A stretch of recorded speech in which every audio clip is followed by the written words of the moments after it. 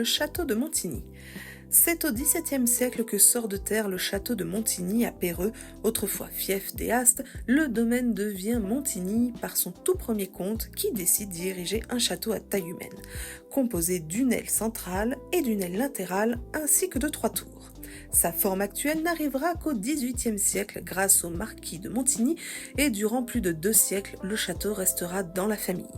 Seront établis sur le domaine, telle une pépinière d'entreprise, une tuilerie et briqueterie et une faïencerie, car oui, on puisait en plus des traditionnels grès de puiset, il y avait également une faïencerie ici à Péreux. L'idée de cet artisanat implanté sur le domaine est avant tout une histoire de rentabilité. En effet, le seigneur est propriétaire des forêts alentours et fournissait le bois qui alimentait les fours de la briqueterie comme de la faïencerie. D'ailleurs, quelques exemplaires de ces faïences sont visibles au château ainsi qu'au musée d'art et d'histoire de Villiers-Saint-Benoît.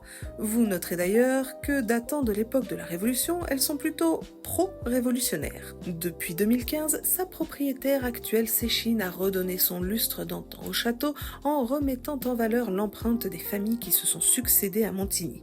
Château à taille humaine, il est vibrant, vivant, lieu de nombreuses manifestations, en plus des visites et des balades dans son parc de 64 hectares. Et lorsque vous le visitez, tendez l'oreille, écoutez et tâchez de trouver les pans. En Bourgogne, la puisée a du génie.